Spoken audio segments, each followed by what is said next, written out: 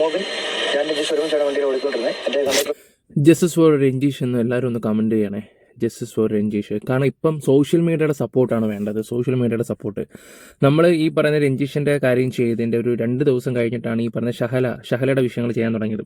കാരണം രഞ്ജീഷിൻ്റെ അവസ്ഥ എല്ലാവർക്കും അറിയാവുന്ന കാര്യങ്ങളായിരുന്നല്ലോ. അങ്ങനെ ഷഹലയുടെ വിഷയങ്ങളും ചെയ്തെല്ലാം കഴിഞ്ഞ് ഈ ഒരു വിഷയം എല്ലാവരും വിചാരിച്ച് മറന്നു കാണുമെന്ന്. ഞാൻ മറന്നിട്ടൊന്നുമില്ല കേട്ടോ. കാരണം ഇതിൻ്റെ കുറച്ച് അപ്ഡേറ്റോ എന്തെങ്കിലുമൊക്കെ കിട്ടാൻ വേണ്ടി മാത്രം ഇങ്ങനെ കാത്തിരിക്കുമായിരുന്നു. പക്ഷേ ന്യൂസുകാർക്ക് അന്നേരത്തെ ട്രെൻഡിങ് മാത്രമേ ഉള്ളൂ. അവർ പിന്നെ അങ്ങ് കൈ ഒഴിയും. പിന്നെ നമ്മളെപ്പോലുള്ള യൂട്യൂബേഴ്സാണ് എടുത്തുകൊണ്ട് വരികയൊക്കെ ചെയ്യുന്നത്. അപ്പോൾ കുറേ ആൾക്കാർ പറയും നിനക്കൊന്നും നാണോ മാനോ ഒന്നും ഇല്ലെന്ന് ചോദിക്കുകയൊക്കെ ചെയ്യും. ഓക്കെ, നമുക്ക് എന്തെങ്കിലും കാര്യത്തിലോട്ട് വരാം. ജസ്റ്റിസ് ഫോർ രഞ്ജീഷ് എന്ന് എല്ലാവരും ഒന്ന് കമൻറ്റ് ബോക്സിൽ രേഖപ്പെടുത്തുക. എല്ലാവരും ഈ വീഡിയോ പരമാവധി ഒന്ന് ഷെയർ ചെയ്യുക. പരമാവധി ഷെയർ ചെയ്യണം ഈ ഒരു വിഷയം. കാരണം ഒരാണിന് ഈ ഒരു അവസ്ഥ വരരുത്. അത് പിന്നെ ഒരു ലൈക്കും ഒരു ഹൈപ്പും കൂടെ കൊടുത്തു. വേറൊന്നുമല്ല, കുറച്ചും കൂടെ ആൾക്കാരുടെ അടുത്തോട്ട് വീഡിയോ എത്താൻ വേണ്ടിയാണ് ഞാൻ ഈ പറയുന്നത്. അപ്പം ജസ്റ്റിസ് ഫോർ രഞ്ജീഷ് എന്ന് കൊടുക്കുക. കൂട്ടുകാരൻ സംസാരിക്കുന്ന കാര്യങ്ങളും രഞ്ജീഷിൻ്റെ ലൈഫിൽ എന്താണ് സംഭവിച്ചെന്നുള്ള കാര്യങ്ങളും ഒക്കെ ആയിട്ടുള്ള ഒരു വീഡിയോ ആണ് കേട്ടോ ഇത്. അപ്പോൾ അതുകൊണ്ട് നിങ്ങൾ പരമാവധി ഈ വീഡിയോ ഷെയർ ചെയ്യാൻ ശ്രമിക്കുക. ഓക്കെ, നിങ്ങളൊന്ന് ആലോചിച്ച് നോക്കിയേ. 2015 രണ്ടുപേരും കൂടെ കണ്ടുമുട്ടി, അവസാനം ഇഷ്ടപ്പെട്ടു, അവസാനം കല്യാണം കഴിച്ചു. കല്യാണമെല്ലാം കഴിഞ്ഞ് കുറേ നാൾ കഴിയുമ്പോൾ ഓൺലൈൻ വഴി ഒരുത്തിനുമായിട്ട് പരിചയപ്പെടുകയും ചെയ്ത് അവൻ ഖത്തറിലാണ് അവന്. അപ്പം വീട്ടിൽ ജോലി കിട്ടിയെന്നും പറഞ്ഞ് കള്ളം പറഞ്ഞിട്ട് അവിടെ പോയി അവൻ്റെ കൂടെ താമസിച്ച്. നിങ്ങളൊന്ന് ആലോചിച്ച് നോക്കിയേ.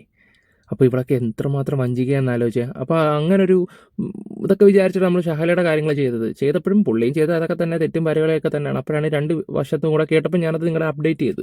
അപ്പോൾ ചില ആൾക്കാരൊക്കെ പറയുന്നത് വെച്ചാൽ നമ്മൾ അവളെ സപ്പോർട്ട് ചെയ്യാൻ പോയെന്ന്. ഒരിക്കലും ഞാൻ അവളെ സപ്പോർട്ട് ചെയ്തിട്ടില്ല.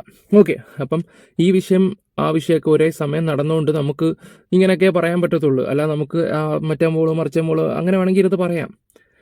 ഇരുന്ന് പറഞ്ഞാൽ എനിക്ക് കൂടുതൽ റീച്ചും കാര്യങ്ങളൊക്കെ കിട്ടുകയൊക്കെ ചെയ്യും. പക്ഷെ നമ്മളൊരു വ്യക്തി വിളിക്കുമ്പോൾ ആ വ്യക്തി കുറച്ച് കാര്യങ്ങളൊക്കെ പറയുമ്പോൾ നമ്മൾ ആ സംസാരിച്ച വ്യക്തിയോട് ഒരു ബഹുമാനം കൊടുക്കേണ്ട ഒരു ഇതുണ്ട്. ഷഹലയുടെ കുടുംബത്തിൽ നിന്നുള്ള രീതിയിലാണ് ഞാനീ പറഞ്ഞത്. ആ ഒരു ബഹുമാനം കൊടുത്തുകൊണ്ടാണ് ഞാൻ കൂടുതലായിട്ട് വലിച്ചു കീറാതെ വിട്ടത്. കാര്യങ്ങൾ മാത്രം അവതരിപ്പിച്ചു പോയത്.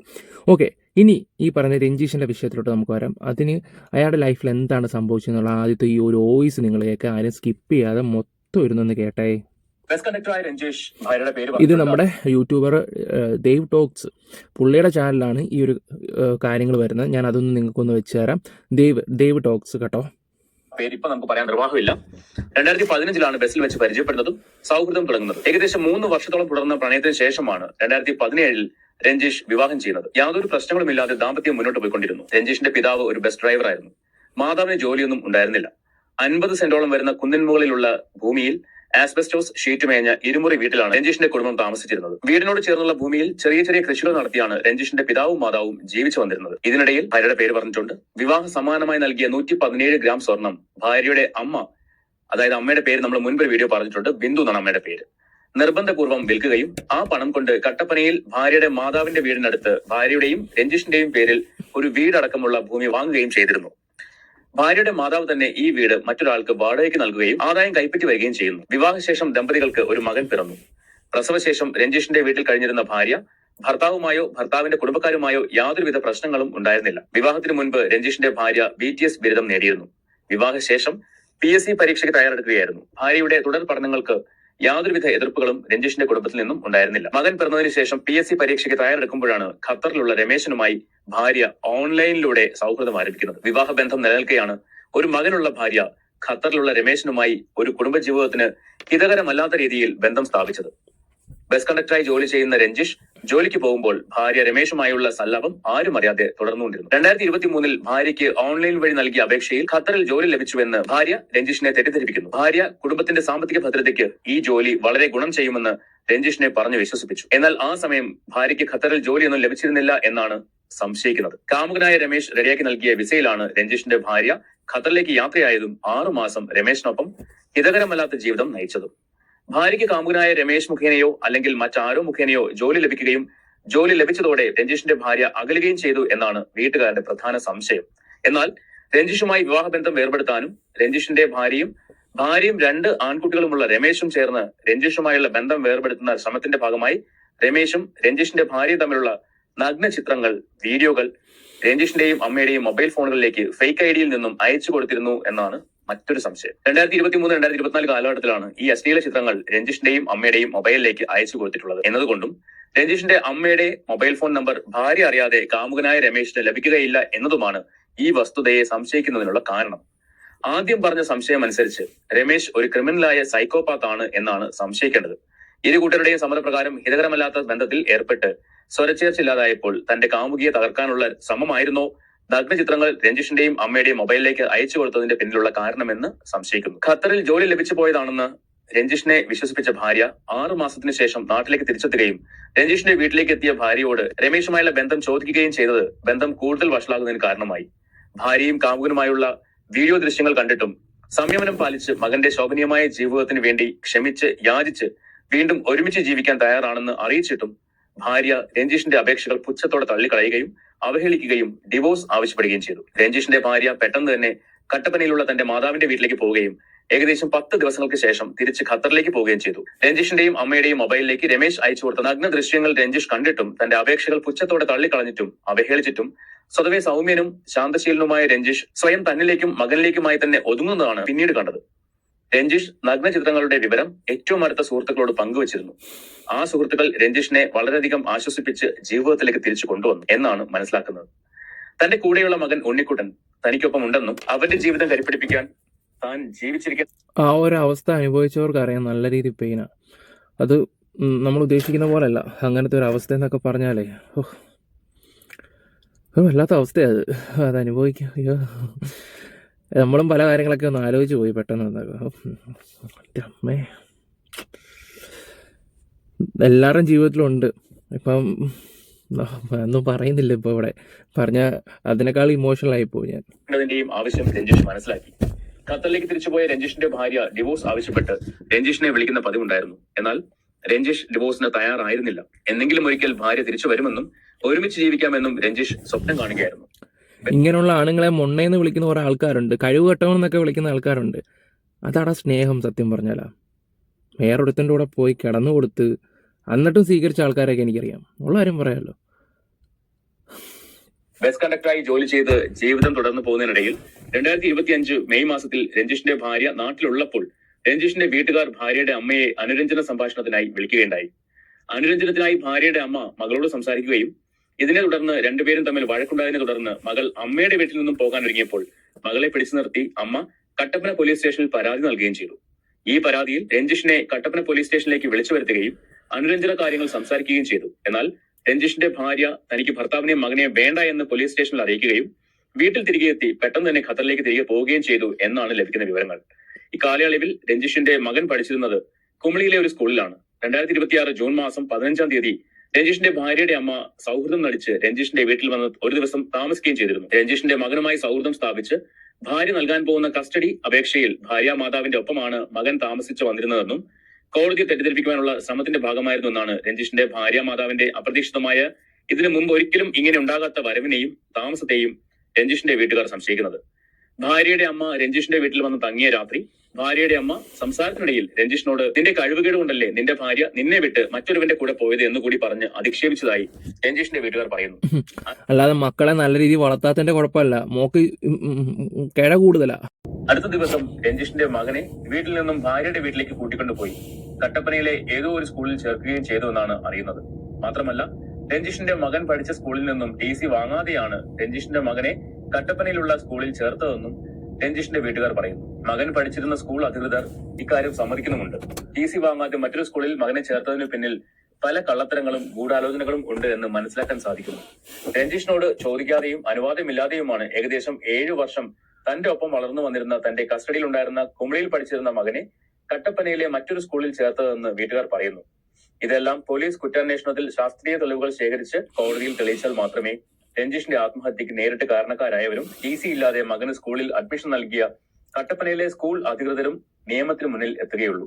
കുമളിയിലെ മകൻ പഠിച്ചിരുന്ന സ്കൂളിന്റെ അധികൃതർ 15-ാം തീയതി വരെ രഞ്ജിഷിന്റെ മകൻ കുമളിയിലെ സ്കൂളിലാണ് പഠിച്ചിരുന്നത് എന്നും രഞ്ജിഷാണ് കുട്ടിയുടെ എല്ലാ പഠന കാര്യങ്ങളും നിറവേറ്റിയിരുന്നതെന്നും സമ്മതിക്കുന്നുണ്ട്. ഭാര്യ ഉപേക്ഷിച്ചു പോയ താൻ താലോലിച്ചു വളർത്തിയ തന്റെ ജീവന്റെ ജീവനായ മകനെ നഷ്ടപ്പെട്ടു എന്ന് മനസ്സിലാക്കിയ രഞ്ജിഷ് വളരെയധികം മനോവിഷമവും മാനസിക സമ്മർദ്ദവും നേരിട്ട് ജീവിച്ചു വരികയായിരുന്നു. നിയമപ്രശ്നങ്ങളെക്കുറിച്ചോ കോടതി നടപടികളെക്കുറിച്ചോ യാതൊരുവിധ അറിവുമില്ലാത്ത രഞ്ജിഷ് മകൻ എന്നേക്കുമായി നഷ്ടപ്പെട്ടു എന്ന് കരുതി. 2025 മെയ് മാസം ഭർത്താവിനെയും മകനെയും വേണ്ട എന്ന് പറഞ്ഞു പോയ ഭാര്യ 2026 കുഞ്ഞിന്റെ കസ്റ്റഡി അപേക്ഷ കട്ടപ്പന കുടുംബ കോടതിയിൽ സമർപ്പിച്ചതിൽ കോടതിയെ തെറ്റിദ്ധരിപ്പിക്കാൻ വിധം പല കൃത്രിമങ്ങളും നടത്തിയിട്ടുണ്ടെന്ന് വലിയ സംശയവും ആരോപണവും ഉയരുന്നുണ്ട്. കോടതിയെ തെറ്റിദ്ധരിപ്പിക്കാൻ സാധിക്കും വിധത്തിൽ, കോടതിക്ക് ബോധ്യപ്പെടും വിധത്തിൽ കെട്ടിച്ചമച്ച ഭാര്യയുടെ വാദങ്ങൾ നിയമപരിജ്ഞാനമില്ലാത്ത ഒരു സാധാരണക്കാരിയായ ഒരു ഭാര്യയ്ക്ക് സാധിക്കില്ല എന്നും ഭാര്യയുടെ അഭിഭാഷക ഇതിനു വേണ്ട ഒത്താശകൾ ചെയ്തു കൊടുത്തിട്ടുണ്ടെന്നും സംശയിക്കുന്ന രീതിയിലാണ് സംഭവങ്ങൾ നടന്നിട്ടുള്ളത് എന്ന് രഞ്ജീഷിന്റെ വീട്ടുകാർ സംശയിക്കുന്നു.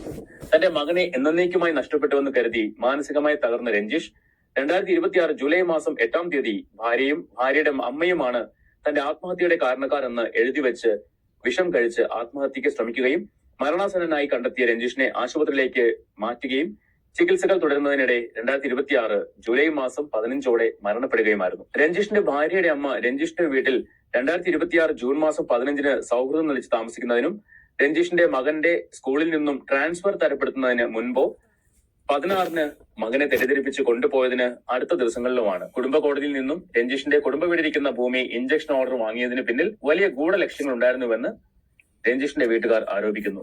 ഒരു സാധാരണ സ്ത്രീക്ക് ഇങ്ങനെയുള്ള കുടില ശ്രമങ്ങൾ നടത്താൻ സാധിക്കുകയില്ല എന്ന് എല്ലാ ജനങ്ങൾക്കും അറിയാം. അതുകൊണ്ട് തന്നെ ഭാര്യയുടെ അഭിഭാഷകയുടെ ഒത്താശയോടെയാണ് ഇഞ്ചക്ഷൻ ഓർഡർ കരസ്ഥമാക്കാൻ കൃത്രിമം കാണിച്ചതെന്ന് രഞ്ജീഷിന്റെ വീട്ടുകാരുടെ ആരോപണങ്ങൾ സാധൂകരിക്കും വിധമാണ് സംഭവങ്ങൾ നടന്നിട്ടുള്ളത്. രഞ്ജീഷിന്റെ മരണം സ്ഥിരീകരിച്ചതിനു ശേഷം സംസ്കാര ചടങ്ങുകൾക്ക് മകനെ വിട്ടുകിട്ടുവാൻ ആവശ്യപ്പെട്ട് കോടതിയെ സമീപിക്കേണ്ട അവസ്ഥ രഞ്ജീഷിന്റെ കുടുംബാംഗങ്ങൾക്ക് വന്നിരുന്നു. സാമ്പത്തികമായി താഴെക്കടയിലുള്ള രഞ്ജീഷിന്റെ കുടുംബത്തിന് രഞ്ജീഷിന്റെ ചികിത്സയ്ക്കായി ഏകദേശം 7 ലക്ഷം രൂപയോളം ചെലവ് വന്നിട്ടുണ്ടായിരുന്നു. നാട്ടുകാരിൽ നിന്നും കൈവായ്പയായി വാങ്ങിയതും അയൽപ്പക്കത്തുള്ള സ്ത്രീകളിൽ നിന്നും ബന്ധുക്കളിൽ നിന്നും സ്വർണ്ണാഭരണങ്ങൾ വാങ്ങി പണയം വെച്ച് കണ്ടെത്തിയാണ് രഞ്ജീഷിന് ജീവൻ രക്ഷാ ചികിത്സകൾ നടത്തിയത്. വലിയ വിലയുള്ള ഭൂമി അല്ലെങ്കിലും നാട്ടുകാരിൽ നിന്നും അയൽപ്പക്കക്കാരിൽ നിന്നും ബന്ധുക്കളിൽ നിന്നും വാങ്ങിയ പണം തിരിച്ചു കൊടുക്കാൻ ഒരു ബാങ്ക് ലോൺ പോലും അപേക്ഷിക്കാൻ സാധിക്കാത്ത വിധം ഭാര്യ കോടതി ഇഞ്ചക്ഷൻ ഓർഡർ മുഖേന മരവിപ്പിച്ചിരിക്കുകയാണ്. മരണപ്പെട്ട രഞ്ജീഷിനെ തിരിച്ചു കൊണ്ടുവരാൻ സാധിച്ചില്ലെങ്കിലും രഞ്ജീഷിന്റെ കുടുംബക്കാരെ സാമ്പത്തികമായി സഹായിക്കേണ്ടതും പിന്തുണ നൽകേണ്ടതും സാമൂഹ്യ പ്രതിബദ്ധതയുള്ള ഏതൊരു പൗരന്റെയും കടമയാണ്. കോടതി മുഖേന മരവിപ്പിച്ചിരിക്കുന്ന ഭൂമി തിരിച്ചെടുക്കുന്നതിന് നീണ്ട കാലമെടുക്കുമെന്ന് എല്ലാവർക്കും അറിയാം. രഞ്ജീഷിന്റെ ചികിത്സയ്ക്കായി വന്ന കടങ്ങൾ വീട്ടാതെ സ്വസ്ഥമായി ജീവിക്കുവാൻ രഞ്ജീഷിന്റെ കുടുംബത്തിന് സാധിക്കാതെ വന്നാൽ ഒരുപക്ഷെ അവരും രഞ്ജീഷിന്റെ മാർഗം തന്നെ തിരഞ്ഞെടുക്കുവാൻ സാധ്യത മുൻകൂട്ടി കാണുന്നു. നമുക്ക് മുൻപിൽ ഇതിനു മുൻപും ഇങ്ങനെയുള്ള പല അനുഭവങ്ങളുമുണ്ട്. അതുകൊണ്ട് നമുക്ക് ഓരോരുത്തർക്കും ഒന്നു ചേർന്ന് രഞ്ജീഷിന്റെ കുടുംബത്തിന് കൈത്താങ്ങാകുവാനും അവരെ സാമൂഹ്യ ജീവിതത്തിലേക്ക് കൊണ്ടുവരാനും പ്രയത്നിക്കാം. സോ ഇതാ ഒന്ന് ആലോചിച്ച് നോക്കിക്കേ. ആ അമ്മയും കൊള്ളാം, അവിടെ അമ്മയും ആള് കൊള്ളാം. അവിടെ വന്ന് ഒരു ദിവസം താമസിച്ചിട്ട് നിന്റെ കഴിവുകേടാണെന്നൊക്കെ മോക്ക് ഒത്താശ പിടിക്കുന്ന കുറെ തള്ളമാര്, നാണവും മാനവും ഇല്ലാത്ത കുറെ നായ്ക്കൾ. ഞാൻ അങ്ങനെ പറയത്തുള്ളൂ. ഒരുത്തൻ്റെ സത്യം പറയാലോ, അച്ഛനമ്മമാർക്കേ ഉള്ളൂ മക്കളോട് സ്നേഹം. ബാക്കി എല്ലാവരും കണക്കാ. ബാക്കി എല്ലാവരും എന്താ പറയണ്ടേ, കണക്കാണ്. ഈ ഒരു കാലത്തിൽ ഒരു വ്യക്തി എങ്ങനെ വിശ്വസിച്ച് കല്യാണം കഴിക്കുമെന്ന് ഞാൻ ആലോചിച്ച് നോക്കുന്നത്. ഓക്കെ, രഞ്ജീഷിൻ്റെ വീട് കണ്ടോ?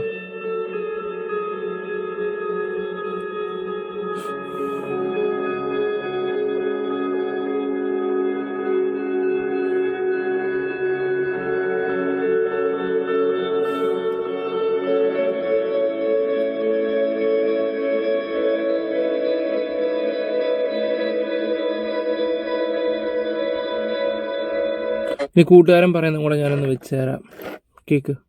എൻ്റെ പേര് മോഹൻ. ഞാൻ രഞ്ജീഷ് ഒരുമിച്ചാണ് വണ്ടിയിൽ ഓടിക്കൊണ്ടിരുന്നത്. എൻ്റെ കണ്ടക്ടറായിരുന്നു. അപ്പോൾ ഈ മരിക്കുന്നതിൻ്റെ അല്ലെങ്കിൽ ഈ ഒരു പ്രവൃത്തി ചെയ്യുന്നതിൻ്റെ തലേന്ന് വരെ എൻ്റെ കൂട്ടത്തിലാണ് ഞാൻ ഒരുമിച്ച് ഓടിക്കൊണ്ടിരുന്നത്. അപ്പോൾ പുള്ളി ഇതിനൊരു കാരണം എന്ന് എന്നോട് പറഞ്ഞതെന്ന് പറഞ്ഞാൽ വൈഫിൻ്റെ വീട്ടുകാർ ഡിവോഴ്സിന് കേസ് കൊടുത്തു. പിന്നെ 22 ലക്ഷം രൂപ, അതിൽ കൂടുതൽ എമൗണ്ടാണ് പറഞ്ഞേക്കുന്നത്. എടാ ഒന്ന് ആലോചിച്ചേ, ഒരുത്തൻ്റെ കൂടെ ഇറങ്ങിപ്പോയി സുഖവും കണ്ട് 6 വർഷം അവൻ്റെ കൂടെ ജീവിച്ചിട്ട് വന്നിട്ട് പിന്നെ കേസും കാര്യങ്ങളൊക്കെ കൊടുക്കുക, കുഞ്ഞിനെ തട്ടിയെടുക്കാൻ നോക്കുമ്പോൾ നിങ്ങളൊന്ന് ആലോചിച്ചൊക്കെ അവിടെ പൂതിയും തീർന്ന് ഇവളെ കൊണ്ടൊന്നും ഗതി പിടിക്കരുത്.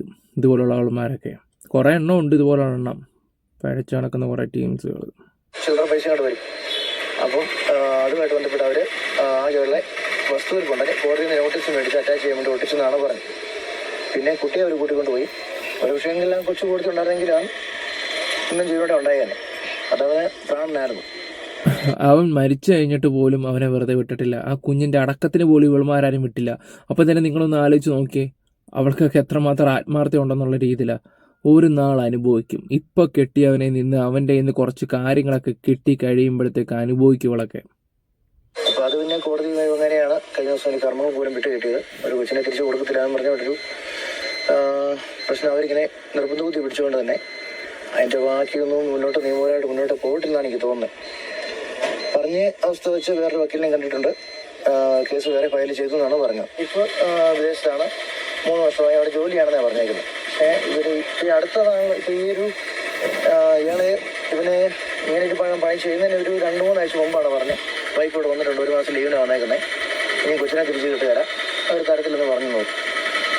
അപ്പം അതിൻ്റെ അതാണ് നമുക്കറിയാവുന്നവർക്ക് ഇപ്പം എല്ലാവരും പറയേണ്ട കാര്യം. കാരണം ഒരു പക്ഷേ ആ കൊച്ചിനെ അവർ വിട്ടു കൊടുത്തിട്ടുണ്ടെങ്കിൽ ഈ ടെൻഡൻസി ഒന്ന് മാറിപ്പോയി. അല്ലെങ്കിൽ എനിക്ക് തോന്നുന്നത് ഇത്രയും 3 വർഷം ഈ പ്രതിസന്ധിയൊക്കെ തരണം ചെയ്യാൻ പറ്റുമെങ്കിൽ ആ കൊച്ചു കൊടുത്തുണ്ടായിരുന്നെങ്കിൽ ഒരു പക്ഷേ ഇന്ന് അവനെ നമുക്ക് കാണാമായിരുന്നു. അവനെ ഇത്രയും അടുത്തറിയുന്ന ഒരാളോട് ഞാൻ പറഞ്ഞത്. ശരിക്കും പറഞ്ഞാൽ അവരെ നിലനിൽപ്പോ അല്ലെ അവന് ഈ വണ്ടി അവരെ കൊച്ചിനെ കൊണ്ടുവന്നിട്ടുണ്ട്, ഇവിടെ തൊടുവഴിക്ക് കൊണ്ടുവന്നിട്ടുണ്ട് 2 പ്രാവശ്യം കൂടെ. അതിന് വിട്ടൊരു ജീവിതമാണ് ഇല്ലായിരുന്നു. അവര് എന്താ പറയുന്നത്, എന്ത് സാധനം ആ 8 വയസ്സുള്ള കൊച്ച് എന്ത് ആഗ്രഹം പറഞ്ഞാലും അവനെ കൊണ്ട് സാധ്യമായത് ഏത് പാതിരായിക്കാണേലും അത് മേടിച്ചുകൊണ്ട് കൊടുക്കും. അപ്പോൾ ഞാനേ വഴക്ക് പറയും, ഇത്രയും കൊച്ചിന് 8 വയസ്സ് നീ കൊഞ്ചിക്കരുത് ഞാനേ പറയും. അവനാ കൊച്ചെന്ന് പറഞ്ഞാൽ അതുപോലെ അത് ഞങ്ങൾ ഈ കണ്ടിട്ട് വർഷത്തിൽ പോയി കഴിഞ്ഞാലും അന്നേരം അതിനെ കൊണ്ടേ വരുള്ളൂ. അങ്ങനെ ആ കൊച്ചു പറഞ്ഞിട്ട് ആത്മബന്ധമായിരുന്നു. അത് ചിലപ്പോൾ അതായിരിക്കും ഏറെ പുള്ളി ഈ മരണത്തിലേക്ക് നയിച്ചെന്ന് എനിക്ക് തോന്നുന്നു. കാരണം വേറൊന്നും നമ്മളോട് പറഞ്ഞ കാര്യങ്ങൾ വെച്ച് ഇതെല്ലാം നിയമപരമായിട്ട് നമുക്ക് മുന്നോട്ട് നീങ്ങാൻ പറ്റുന്ന കാര്യങ്ങളേ ഉള്ളായിരുന്നു. ഈ ഡിവോഴ്സ് കേസാണെങ്കിലും ഈ വീട് രക്ഷയും കൊണ്ട് പേപ്പർ അടിച്ചവരൊക്കെയെന്ന് പറഞ്ഞാലും അതിനോട് ധൈര്യമില്ല ഞങ്ങൾ കൊടുത്താൽ. പിന്നെ എല്ലാവരും പറഞ്ഞു അവനെ കേൾക്കാനാണില്ലാട്ടോ ചേർത്ത് നിർത്താനാണില്ലായിട്ടൊന്നും അല്ല, ഞങ്ങളെല്ലാം ഉണ്ടായിരുന്നു. എൻ്റെ അമ്മയെ വിളിക്കുമായിരുന്നു. ഈ തലേന്ന് വീട്ടും എൻ്റെ പിള്ളേരെ ഇവിടെ വണ്ടിക്കകത്ത് പറഞ്ഞു പൊന്നുമോളെന്ന് എൻ്റെ കൊച്ചിൻ്റെ മൂത്തയാളുടെ വീട്ടിൽ വിളിക്കുന്നത്. ആ നമ്പർ അങ്ങനെ തന്നെ മലയാളത്തിൽ കൊണ്ട് സേവ് ചെയ്തിട്ടുണ്ട്. അതിലോട്ട് വിളിച്ചു അവരുമായിട്ട് സംസാരിച്ചു, പിള്ളേരുമായിട്ട് സംസാരിച്ചു, അമ്മയായിട്ട് സംസാരിച്ചു. ഇന്ന് തലേന്ന് പോകുമ്പോൾ എന്നോട് പറഞ്ഞു ഞാൻ നാളെ നിൻ്റെ വീട്ടിലോട്ട് പോവാണ്, ഒരാഴ്ചയായിട്ട് നിൽക്കാൻ വേണ്ടി പോകാമെന്ന്. അപ്പോൾ അന്നേരം എന്നോട് പറയുന്നത് 13-ാം തീയതി ഫസ്റ്റ് കോടതി വിളിച്ചേക്കുന്നത്, അതിന് പോകണം. അത് കഴിഞ്ഞിട്ട് 17-ാം തീയതി വീണ്ടും പോകണം, 27-ാം തീയതി പിന്നെയും പോകണമെന്ന് പറഞ്ഞു. അപ്പോൾ ഞാൻ ചോദിച്ചു ഇതിൻ്റെ ഇടപാടാ, ആദ്യമായിട്ട് കോടതി പോയി കഴിഞ്ഞാലേ എൻ്റെ അടുത്ത അവധി അറിയത്തുള്ളൂ, നീ ഇതെങ്ങനെ അഡ്വാൻസ് അറിഞ്ഞു ഒന്നും വേണ്ടിയില്ല. പിന്നെ ഞങ്ങൾ ഇവിടെ നിന്ന് ഇറങ്ങി പോകുന്നിട്ട് ഇവിടെയാണ് നിൽക്കുന്നത്. ഇപ്പം ഇന്ന് ഞങ്ങളുടെ സ്നേഹം എന്ന് പറഞ്ഞാൽ അങ്ങനെയായിരുന്നു. കാരണം ഞങ്ങൾ ഏത് വണ്ടിയിൽ പോയാലും ചിലപ്പം വേറെ സ്ഥലത്ത് ഹാൾട്ട് ചെയ്യുന്നുണ്ട്. അപ്പോൾ ഇവിടെ വീട്ടിൽ പോകുന്ന ഈ വണ്ടിയിലാണ് ഞാൻ വണ്ടിക്കകത്ത് കിടക്കുന്നത്. അപ്പോൾ പോകുന്നിടത്ത് എന്നും ഞങ്ങളിങ്ങനെ കെട്ടിപ്പിടിച്ച് ഉമ്മയും കൊടുത്ത് അത് എത്രയാണ് തിരക്കാണെങ്കിലും പോയിട്ട് അവിടുന്ന് 1 കിലോമീറ്റർ പോയിട്ടാണ് തിരിച്ചു വരും. ആ കൂട്ടുകാരൻ്റെ അവസ്ഥ ഒന്ന് ആലോചിച്ച് ചിരിച്ചാൽ പറയുന്നെങ്കിൽ ഉള്ളിലെ ഏത് രീതിയിലാണ് സംസാരിക്കുന്നത് നമുക്ക് നല്ല രീതിയിൽ മനസ്സിലാക്കാൻ പറ്റും. ഇങ്ങനെയുള്ള ഫ്രണ്ട്ഷിപ്പ് കിട്ടാനും ഭാഗ്യം ചെയ്യണം. ഉള്ള കാര്യം പറയാമല്ലോ, ഇപ്പോഴത്തെ കാലം എന്നൊക്കെ പറഞ്ഞാൽ കൂടെ നിന്ന് കുതൂഹലം കിട്ടുന്നതാണ്. അങ്ങനെ കുറേ ആൾക്കാരുമുണ്ട്. ആരെയും വിശ്വസിക്കാൻ പറ്റാത്തൊരു കാലം അവിടെ. ഒരു കാര്യം പറയാം, സത്യസന്ധമായിട്ട് മുന്നോട്ട് പോയാൽ അവിടെ ഒരു വില ഉണ്ടാകത്തില്ല. എൻ്റെ അനുഭവം കൊണ്ട് പറയുന്നൊരു കാര്യമാണ്. സത്യമായിട്ട് പോയാലും കാര്യങ്ങൾ കറക്റ്റായിട്ട് പറയാൻ നോക്കിയാലും ഒരു മനുഷ്യന് നമ്മളെ വിശ്വസിക്കത്തില്ല. അങ്ങനെയാണ്. എന്തായാലും നീതി കിട്ടണം, ഇയാൾക്ക് നീതി കിട്ടിയേ പറ്റത്തുള്ളൂ. അതുകൊണ്ട് നമ്മൾ പറ്റുന്ന പോലെ ഇതിനെക്കുറിച്ച് സംസാരിക്കും. നിങ്ങളുടെ സപ്പോർട്ടും വേണം ഈ ഒരു കാര്യത്തിന് വേണ്ടി. എന്തായാലും പരമാവധി ഈ ഒരു വിഷയം ഷെയർ ചെയ്യുക, നിങ്ങളുടെ അഭിപ്രായങ്ങൾ കമൻറ്റ് ബോക്സിൽ രേഖപ്പെടുത്തുക. Bye, love you guys. അപ്പം എല്ലാവരും ഒന്ന് ലൈക്കും ഹൈപ്പും ഒക്കെ കൊടുത്തോ.